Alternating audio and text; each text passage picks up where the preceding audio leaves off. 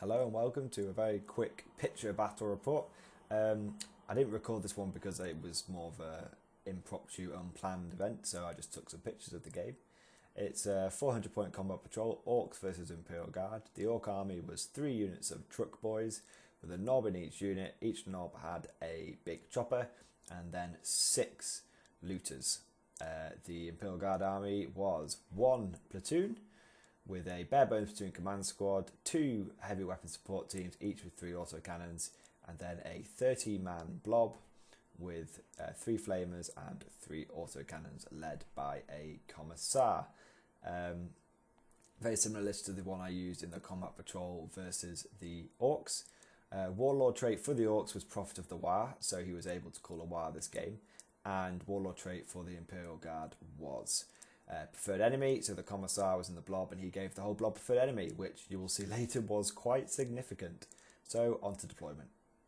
So here we have the first autocannon team deployed on the left building. The other autocannon team is deployed on the right building, which you can see in the distance. They had a good commanding view of both of the Ork deployment zone. The Orks deployed fairly standard, just 3 trucks in a line abreast, and you'll also see they had some looters in a building. So yeah, just as like in the tower game, autocannons anchoring the flanks, main blob in the centre. The blob is in between the 2 buildings. So we'll see what that looks like in a moment. So here we have the guard blob. I went full fluff with this. I deployed as ranked up as possible, so there's a full rank across the front.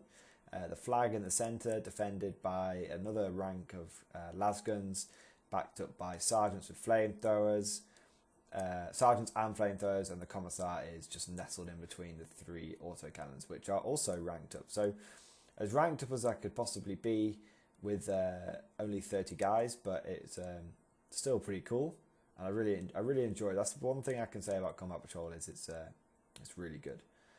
It's really fluffy, I should say. Obviously it's really good, but it's really fluffy. So currently the guard deployed first and had first turn, but the Orks got the chance to seize the initiative, and I really didn't want them to because they can obviously go really fast in their trucks. So he rolled the dice and he got a 6. Yep, didn't want him to seize, so guess what? He seized, which now means I will have 1 turn instead of 2 turns to untruck him, shall we say,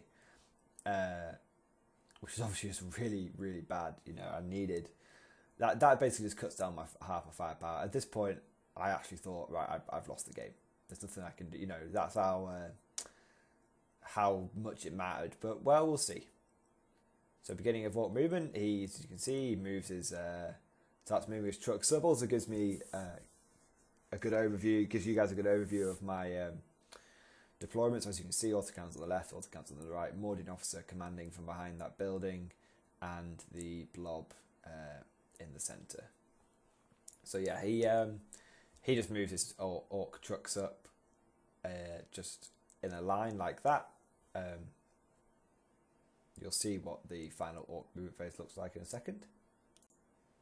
Okay, so in a second we'll see the overview of the Ork movement phase. So there you go. They just moved up very typically. The looters are in that building with the boarded up windows. They shot into the left-hand autocannon blob and killed 1, but they passed a leadership check, but they are going to ground. So firepower has been halved because I've only had 1 turn. I'm only going to have 1 turn to shoot, and then one of the autocannon teams is now snap firing. And this is just an overview to give you an idea of how close those Orks are. It's a thin red and tan line, thin red line holding against the Orks, but the big shooters on the truck, they could have flat out it, but they didn't. They wanted to try and make the other unit of autocannons go to ground, but their big shooters basically on the truck just didn't hit anything. Obviously, they were bouncing around too wildly to do anything. So, Imperial Guard, turn 1, everything stayed where it was. The truck on the right, it should be tipped on its side. That's been destroyed. The 10 boys got out, and then that was from both autocannon teams. I did 2 hull points with the non-snap firing one, and then the snap firing one I got 2 6s to hit, which was very lucky, and then a single 3 to glance, and he just, there's no cover, so he just got wrecked. And then the boys piled out. Now he was very clever. He almost piled out as far as he could go, and then he was like, hang on, there's flamers there. So he actually piled out exactly away so my flamers couldn't touch him. So it's going to come down to lasgun fire. But unfortunately, my opponent forgot he was facing bloody Mordian Iron Guard. So they obviously accepted the order, first rank fire, second rank fire, and unleashed about, I think it was 30, 40 shots. A couple of the last pistols were in range. And thanks to preferred enemy, re-rolling 1s to hit and to wound, I killed all but 2 of the Orks with lasgun fire. It was absolutely brutal, just scything them down, volley after volley, and then the last 3 wounds were picked off by, even with the 5-up cover save, he actually went to ground to try and keep them alive, but he failed, and 3 wounds killed the last Ork and the Knob. So on to Ork turn 2. So there are last two remaining trucks. Power forward as fast as they can and get their boys out. As you can see, one has just gone straight over the top of that little mound and has catapulted its Orks out, so they are 1 inch away from the guard. So my god, you can see how close those Orks are. Really quite scary that they can do that in 2 turns in combat patrol. Really good movement phase from the Orks. Really good. Just so far, the game's almost going exactly to plan. They've neutralized. They basically neutralized 1 autocannon team. In the first turn, they've lost some things going on the way in, but that's to be expected. And now they've got 20 boys and 2 big choppers, very close to the guard lines. They also did some shooting with their pistols, and that successfully killed a couple of guys. And the looters shot at the other autocannon team now, killed 2. They went to ground and passed a leadership check. So now I've got a lot less autocannons on the field. It's looking at this point like I'm just not going to do too great. This picture is just to show you like a bit of a cinematic view. The thin red line, the guardsmen aiming their lasguns, preparing to fire. You can see they are rallying around the flag.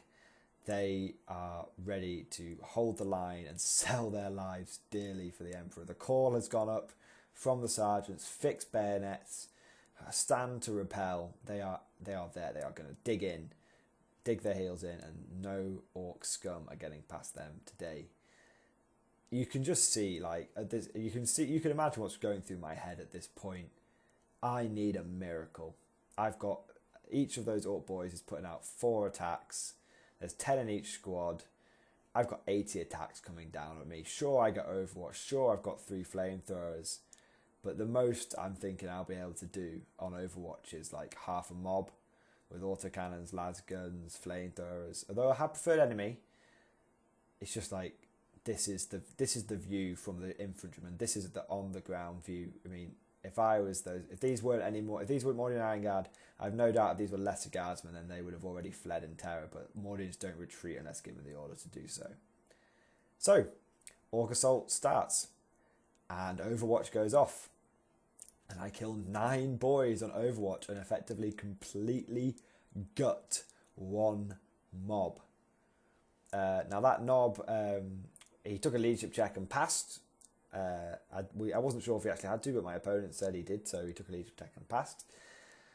So that's a lot of the pressure off, but then guess what? We've still got 44 attacks coming in. My opponent has, he called his wire this turn. I don't know if it made a difference, but he's got 44 attacks coming in, hitting on 3s, winning on 3s because of Furious Charge. It's looking like the thin red line isn't going to hold. I've used up my Overwatch. Let's see what happens in combat. Well, you wouldn't believe it, but for those of you who don't know, Orcs are initiative 2, which means Guardsmen get to strike first. And I had the same amount of attacks again. I had about 30, I think it was 30, 40 attacks from the Guardsmen with the chainswords and the autocannons and the bayonets. And I killed every single orc boy again in combat before they even struck. It was unbelievable. My dice were really, really good. And yeah, it's just really... That knob at the back is just... he butchered one sergeant. But yeah, absolutely fantastic. And both orc knobs stuck somehow. I think it's because even though I killed 9 orc boys, they actually killed about 4 guardsmen between them. So they stuck. So we went straight on to the next round of combat, which was obviously Imperial Guard. I shot a bit as looters, but didn't do very much. So next round of combat, straight into Imperial Guard turn. And my sergeant took on the knob. He accepted another sergeant. The second of 3 took on the knob. Accepted the challenge, revved up his chainsword, and killed him. Killed both, in fact. Got 3 hits, followed by three more 5s and 6s. And the knobs had already taken... one had already taken a wound, and he failed 3 armor saves, which meant the knobs were killed, because wounds carry over now, thanks to 7th edition. Actually, no, that's not what we did. No, that sergeant killed that knob, and then the men that were left in the unit, they only had the knob left to attack, and there was about, I think it was 8 attacks on base to base, but I got 4 hits followed by 2 5s, 5 and a 6, and the last orc boy was killed. That was it. No, we thought the wounds would carry over, but we weren't sure, so it didn't really make a difference at the end, because at that point it was 1 knob facing down about 20 guardsmen. So that was it. Absolutely. My opponent conceded at that point because he had 2 trucks and 5 looters left, and so he conceded after 2 turns. That was it. So on to the after action battle report. So I hope everyone sort of enjoyed the sort of picture format. It's not what I was, obviously it's not what I normally do, but I only had, you know, I wasn't sure. I didn't really. Like I said, I didn't plan this battle report with my opponent. I wasn't sure if he'd be like 100% okay with being on camera or anything. So I just took a few pictures, and then I thought if they're any good, I'll wang them into a battle report afterwards. But just a nice little bonus picture battle report. I'll probably do a written write-up of this and put it over on Daka. But yeah, in terms of actual after action report, I mean, there's not much that can really be said. I mean, the Orks charged forward, the guard dug the heels in, bit of a gun line, but you know, this was pure infantry versus mechanized force, and the pure infantry won, which is surprising. I think I was helped by luck, but actually thinking back over it, I had preferred enemy, and that just made all the difference. I mean, I've said in my Emperor Shield review that I roll a lot of 1s. I never get anything. When I miss, I get a 1. So I was re-rolling a lot of attacks and wounds. But yeah, it was really, really cinematic. You can just imagine the Orks bounding forward, the Mordian Iron Guard forming 2 ranks. First rank kneeling down, second rank stood up. Autocannons creating a crossfire, and lasgun, volley after volley of lasgun bolts, just scything the Orks down. And the few that do make it into combat get bayoneted before they can even strike. So I hope you really enjoyed this battle report. It's a bit more cinematic, not what we normally go for. But I hope you enjoyed it, and I'll see you guys next time. Thank you for watching.